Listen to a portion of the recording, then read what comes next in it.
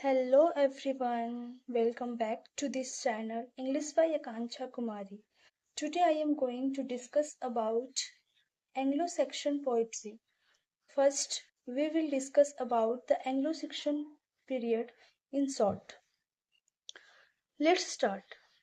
The Anglo-Saxon period refers to the time in British history from approximately 410 AD to 1066 AD, following the fall of the Roman Empire and ending with the Norman conquest. The Anglo-Saxon period जो है वो refer करता है British history में from approximately 410 AD to 1066 AD, और ये जो है वो शुरुआत होती है the fall of the Roman empire के पतन के साथ, और ये समाप्त होती है with the Roman conquest.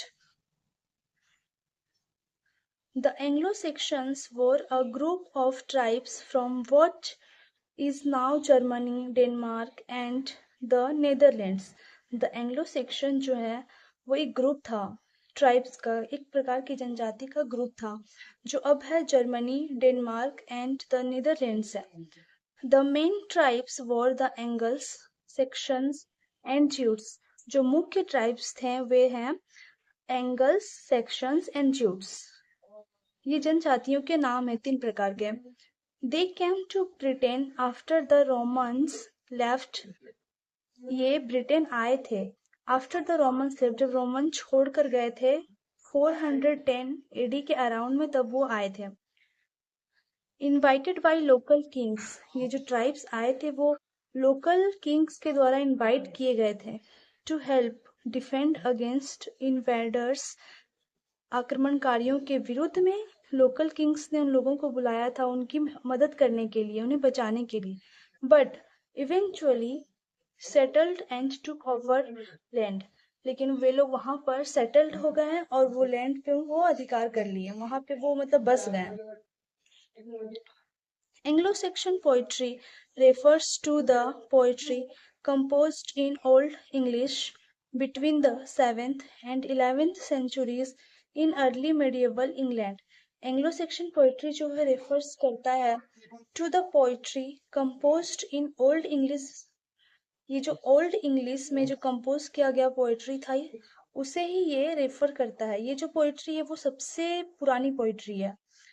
Between the 7th and 11th century, जो लिखा जाता था 7th एंड 11th सेंचुरी के बीच में, in early medieval England, England के मध्य में जो प्रारंभिक था उसमें लिखा जाता था. The Anglo Saxons were Germanic tribes.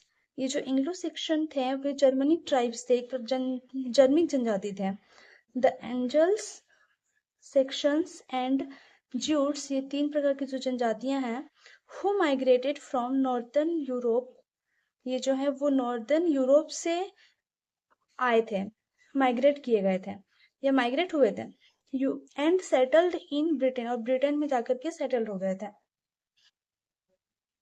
The poetry of this period was originally oral, meaning it was memorized and recited by scopes or bards during feasts in mid halls or royal courts.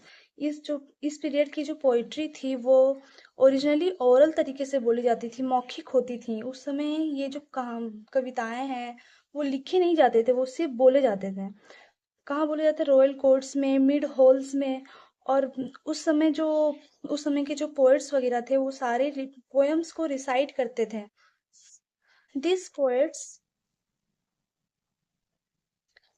Poets were highly respected in society. ये जो इस तरह के जो poets थे वो society में उनका बहुत इज्जत था, बहुत सम्मान था. As keepers of tradition, history and values. As a keepers of tradition, वे जो परंपरा एक चली आ रही थी उस परंपरा को चलाने में वो एक महत्वपूर्ण भूमिका निभाते थे. हिस्ट्री एंड वैल्यूज, इतिहास और वैल्यूज को. Letter when Christianity spread and monasteries were established. बाद में जब क्रिश्चियनिटी फैला और मोनास्ट्रीज, मठ, जो साधुओं का एक मठ होता है, एक ग्रुप में जो वो रहते हैं उसे मोनास्ट्रीज कहा जाता है, वे एस्टैब्लिश्ड किए गए थे. Many of these poems were written down by monks. उसमें से जो बहुत सारी कविताएं हैं वो लिखी जाने लगी थी उस समय साधुओं के द्वारा, monks के द्वारा. Often blending pagan themes with Christian beliefs. प्राय ये pagan themes और क्रिश्चियन बिलीफ्स के साथ ब्लेंडिंग करके, मिक्स करके उसके साथ लिखी जाने लगी थी. Language and style of Anglo-Saxon poetry. Anglo-Saxon poetry was composed in old English. Anglo-Saxon जो पोएट्री है वो कंपोज्ड किया जाता था इन ओल्ड इंग्लिश, पुराने इंग्लिश में, which is very different from modern English, जो बहुत ही डिफरेंट तरीका था मॉडर्न इंग्लिश से. आज के पोएम्स में हम देखते हैं उसमें रिदम होता है एक मतलब वो जो अभी के कविताएं जो हैं और उस समय की जो कविताएं हैं उसमें बहुत डिफरेंस है. उस समय का जो लैंग्वेज था वो थोड़ा टफ था, बट अभी के लैंग्वेज जो है वो जनरली समझ में आ जाते हैं. Here is an example line from Beowulf. This is the line. इसका जो मीनिंग है वो मैं बोल सकती हूँ. Listen. We of the spear dance in days gone by. हम यहाँ पे देख सकते हैं इस एक छोटे से सेंटेंस को देख करके हम समझ सकते हैं कि उस समय की जो लाइनिंग थी वो किस तरीके से मेड की जाती थी. The poetry had a very distinctive style. ये जो पोइट्री थे उनमें एक बहुत ही डिस्टिंक्ट स्टाइल था. It did not use rhyme like most modern poems. उस समय की जो ये कविताएं थी ये राइम का यूज नहीं करती थी जैसे अभी मॉडर्न पोएम्स जो है वो राइम का यूज करती हैं. इंस्टेड बदले में it relied on alliteration, strong rhythm and poetic devices such as kennings and caesura. ये जो कविताएं हैं वो स्ट्रॉन्ग रिदम, एलिटरेशन, ये एक पोएटिक डिवाइसेस हैं. Poetic devices such as kennings and caesura, ये दोनों जो एक तरह की पोएटिक डिवाइसेस है. इस तरह की चीजें पोएट लिखते थे अपनी पोएट्री में. इस तरह की चीजें को यूज करके लिखते थे हम कह सकते हैं. हम अब देखते हैं main features of Anglo section poetry. Anglo section poetry की जो मेन विशेषताएं हैं उसे देखते हैं. Number 1, alliteration. यहाँ अभी हम लोग देखे थे एलिटरेशन, वही हम लोग उसको एक्सप्लेन करते हैं. Each line typically had 4 stressed syllables. प्रत्येक लाइन में जो है वो विशेष रूप से दिए जाते थे. एलिटरेशन का मतलब है एक सिलेबल, एक पोएटिक डिवाइस है. जब हम लोग पोएट्री लिखते हैं तो उसको यूज करते हैं. इससे पोयम एक अच्छा रूप देता है, अच्छा मीनिंग देता है. 4 स्ट्रेट और सुंदर भी दिखता है. 4 straight syllables and the first 3 would share the same beginning sound. इसकी जो विशेषता है एलिटरेशन का, उसमें जो the first 3 would share the same beginning, उसका जो साउंड है, शुरुआती जो 3 साउंड होता है वो सेम होता है. This alliteration gave the poetry. ये जो एलिटरेशन है वो देता है पोएट्री को it's musical and rhythmic quality. उसका जो एक म्यूजिक गुण है, रिदमिक गुण है वो देता है. Number 2, caesura. Every line was split into 2 parts by a pause. एक पॉज के द्वारा ये जो प्रत्येक लाइन है वो टूटती हैं इंटू 2 पार्ट्स में. नॉन एज अ सिजुरा, जो जाना जाता है एक सिजुरा के रूप में. This helped scops breathe and emphasise dramatic meaning while reciting the poem. जब पोएम को रिसाइट किया जाता है तो उसके स्कॉप को एक ब्रीथ और एम्फसाइज करने में मदद करता है. Number 3, कैनिंग्स. Anglo-Saxon poets used compound metaphors called cannings to create vivid imagery. Anglo-Saxon जो पोएट थे वो यूज करते थे कंपाउंड मेटाफोर्स को जो कहलाता है कैनिंग्स, विविड इमेजरी को क्रिएट करने के लिए. एग्जाम्पल हम लोग देख सकते हैं वेल रोड, जिसका मतलब होता है द सी. एक नॉर्मल सी द सी को बोलने के लिए पोएट्स वेल रोड का यूज करते थे. और एक बैटल स्वीट. बैटल स्वीट का मतलब अगर हम अलग अलग वर्ड को तोड़ेंगे, बैटल मीन्स युद्ध और स्वीट मीन्स पसीना, तो ये इस तरीके को वर्ड को ब्लड के रूप में रेफर किया गया है इस वर्ड को. नेक्स्ट देखते हैं 4, mood and tone. Many poems have a serious sombre tone. अनेक कविताओं में, अनेक वर्सेस में होते हैं, क्या होते हैं, सीरियस और सोम्बर टोन होते हैं. They explore deep emotions like loneliness, exile, aging and death.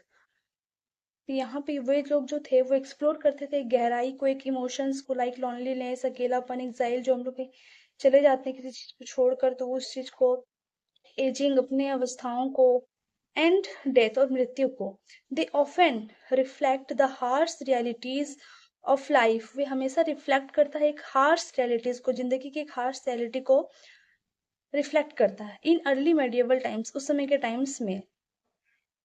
Number 5, oral tradition, since most poetry was shared orally, उस समय जैसा कि मैंने बताया कि अधिक पोइट्री जो थी वो ओरली बोली जाती थी, ओरली शेयर की जाती थी एक दूसरे के साथ।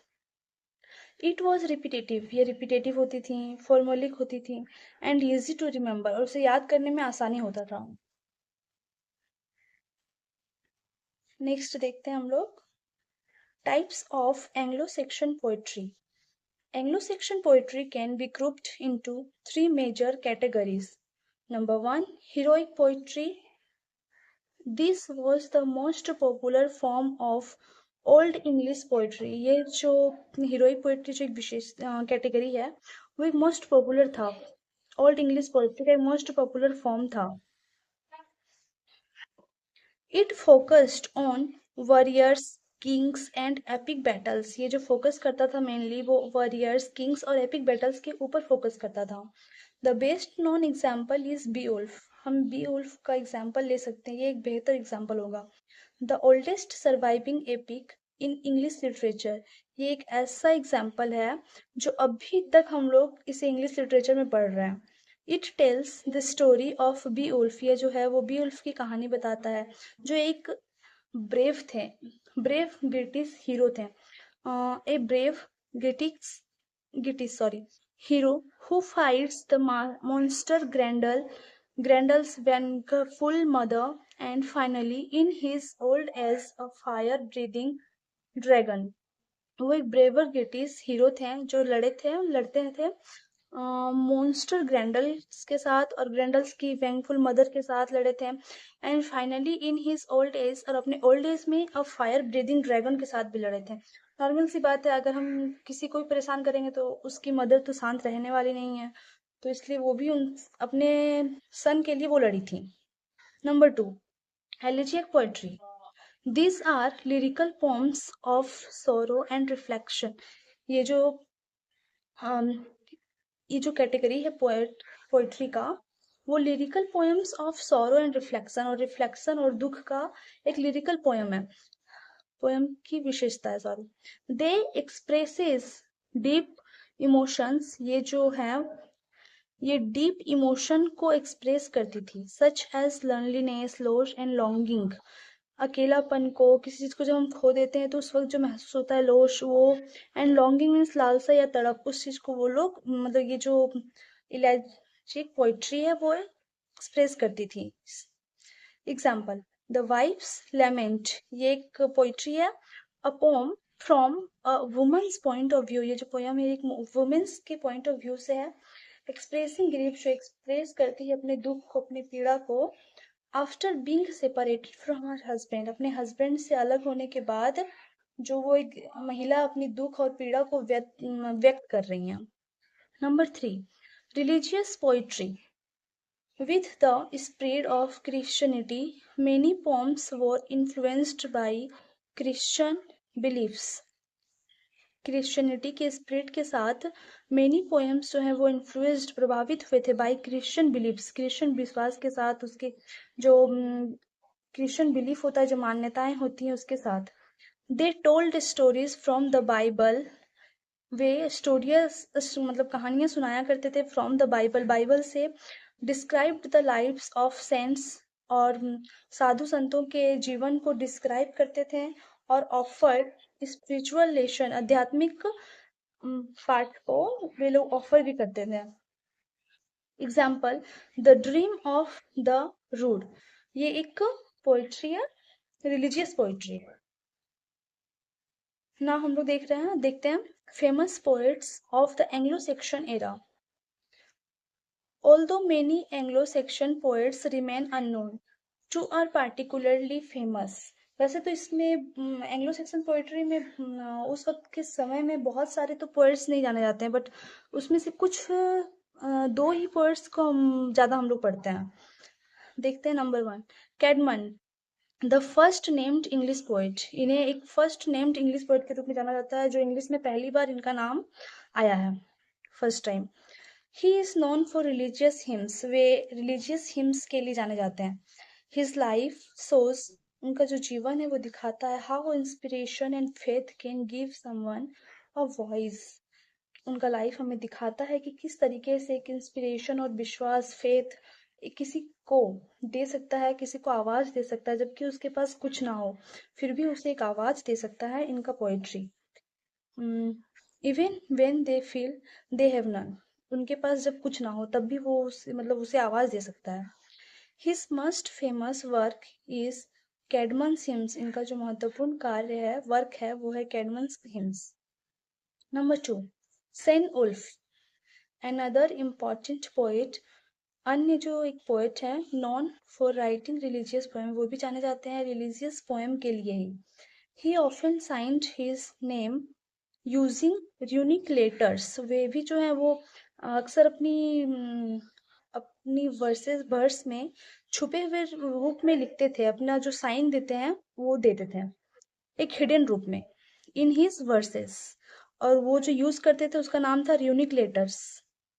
His works include Elene, Juliana and the Fates of the Apostles. उनका जो कार्य है वो है Elene, Juliana and the Fates of the Apostles, ये फेमस है।